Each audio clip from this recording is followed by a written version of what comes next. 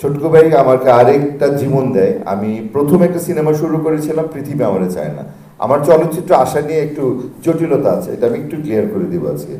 আমি একটা cinema shooting শুরু করি, পৃথিবী আমারে চায় না। মহরত হওয়ার পরে কিছুদিন পর সালমান শাহ মারা যায়। সালমান শাহর প্রতি আমার অসীম শ্রদ্ধা, অসীম কৃতজ্ঞতা। কারণ সালমান শাহ যখন ফিল্মে আসে তখন আমরা, আমাদের জেনারেশন, আমি, রিয়াজ, শাকিল থেকে শুরু করে শাকিব, আমরা মানে মনে হলো যে আমাদের কেউ সিনেমায় গেছে, যে বয় নেক্সট ডোর এরকম একজন মানুষ সিনেমায় যায়, নর্মাল একটা জিন্স পরে, টি শার্ট পরে, আমরা যেরকম পোশাক পরি, যেভাবে চলাফেরা করি, এমন কেউ সিনেমায় গেল। তো সেই জন্য Salman is our inspiration. Salman মারা যাওয়ার পরে ছোটকু ভাই আমাকে বলল যে বুকের ভিতর আগুন সিনেমাটার বাকি অংশ করে দিতে। তো তখন এটা বাংলাদেশের এমন একটা সিচুয়েশন চলছে যে সালমানের অসমাপ্ত সিনেমাগুলি ডামি দিয়ে শেষ করা হচ্ছিল। কিন্তু ছোটকু ভাই গল্প বদল করে, উনি যেহেতু চমৎকার স্ক্রিপ্ট রাইটার, এমনভাবে করলেন যে প্লাস্টিক সার্জারি করে আমি ইন করি। তো সেটা আমার এক ধরনের নতুন যাত্রা। সেই প্লাস্টিক সার্জারি করে আমি সালমানের রূপ ধারণ করে একটা নতুন মানুষ হিসেবে জয়েন করলাম। তো সেটা আমার চলচ্চিত্রের জন্য অনেক বাড়তি একটা পাওয়া। তো সেই হিসেবে চলচ্চিত্রের আমার একজন জন্মদাতা হচ্ছে কি ছোটকু ভাই। আজকে আজকে এই দুজন মানুষকে আমি পেয়েছি, আমার কাছে মনে হয় যে এটা আমার জন্য অনেক বড় একটা পাওয়া।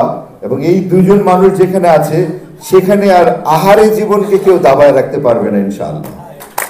আমার ধারণা, আমার বিশ্বাস, আমরা পুরো টিম যেভাবে কাজ করেছি, আমাদের ক্যামেরাম্যান দুলাল ভাই বসে আছে সামনে, এবং বাকিদের কথা ইতিমধ্যে আপনারা শুনেছেন, যে আহারে জীবনের যে গল্পটা, যে প্লটটা, করোনার ভয়াবহতা নিয়ে।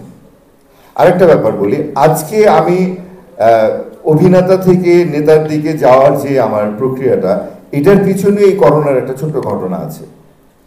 সেটা হচ্ছে কি যে করোনার ভয়াবহতা তো পৃথিবীর কোনো কিছুই বাদ যায়নি আমাদের জীবনের, কিন্তু সবচেয়ে বিপর্যয় ঘটেছিল চলচ্চিত্রে।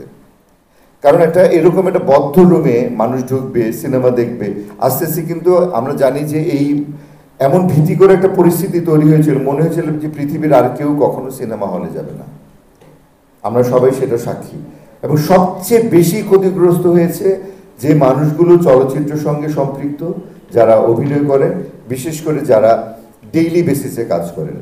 আমাদের অনেক শিল্পীরা আছে যারা প্রতিদিন শুটিং করেন, প্রতিদিন কাজ করেন, প্রতিদিন একটা পারিশ্রমিক পান, এবং সেটা দিয়েই তাদের সংসার চলে। সেই মানুষগুলি প্রচণ্ডভাবে ক্ষতিগ্রস্ত হয়। আর এই মানুষগুলো, আপনারা জানেন যে আমাদের শিল্পীরা, কলাকুশলীরা প্রচণ্ড মানে মানে তাদের নিজস্ব ব্যাপারে তারা কারো কাছে গিয়ে বলতে পারে না, হাত পাততে পারে না। আমাদের সেই সম্মানের জায়গাটা ভীষণভাবে স্ট্রং। তখন আমার মনে হলো যে আমার পরিচিত কিছু মানুষ, যাদের সাথে আমি দীর্ঘদিন কাটিয়েছি, সেই মানুষগুলির নাম আমি বলবো না, যে ইনাদের অবস্থা নিশ্চয়ই একটু খারাপ। কারণ তারা তো কারো কাছে বলতে পারবে না, তারা তো কারো রাস্তায় লাইনে দাঁড়িয়ে সহযোগিতা নিতে পারবে না। এবং বিশ্বাস করেন, আমি এমন কিছু মানুষকে মানে চেষ্টা করেছি তাদের পাশে দাঁড়াতে, যে আমি স্বপ্নেও ভাবিনি যে এই মানুষটা এরকম একটা দুর্বিষহ জীবনযাপন করছে।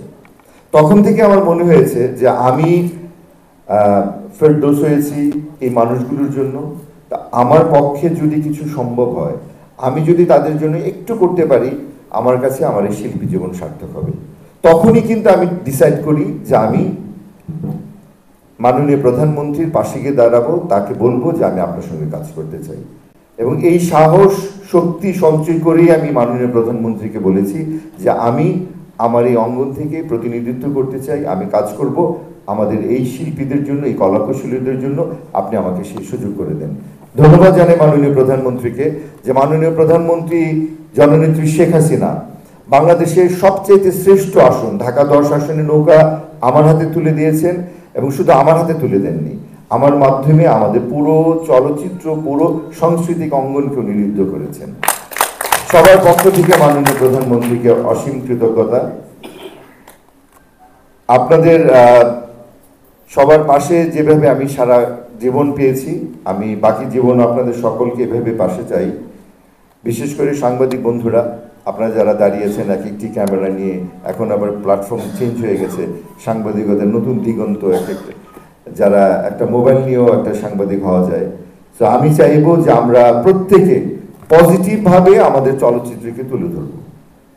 শুধুমাত্র ভিউ বাড়ানোর জন্য আপনাদের কাছে আমার অনুরোধ থাকবে, শুধুমাত্র ভিউ বাড়ানোর জন্য আমরা কোনো কন্ট্রোভার্সিকে মানে প্রশ্রয় দিয়ে সেটা নিয়েই আমরা শুধু অনুষ্ঠান বানাবো না, হয়তো এতে করে সাময়িকভাবে লাভবান হওয়া যায়।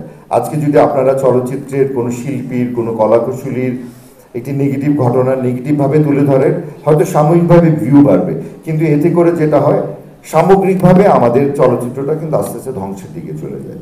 তা আপনাদের প্রত্যেকের জায়গা থেকে আমি প্রত্যেককে অনুরোধ করব যে চলুন আমরা সবাই মিলে এই ঈদের যে সিনেমাগুলো আসছে, এই ঈদের প্রত্যেকটা সিনেমার পজিটিভ দিকগুলো আমরা তুলে ধরবো, প্রত্যেকটা সিনেমাকে আমরা সাপোর্ট করব।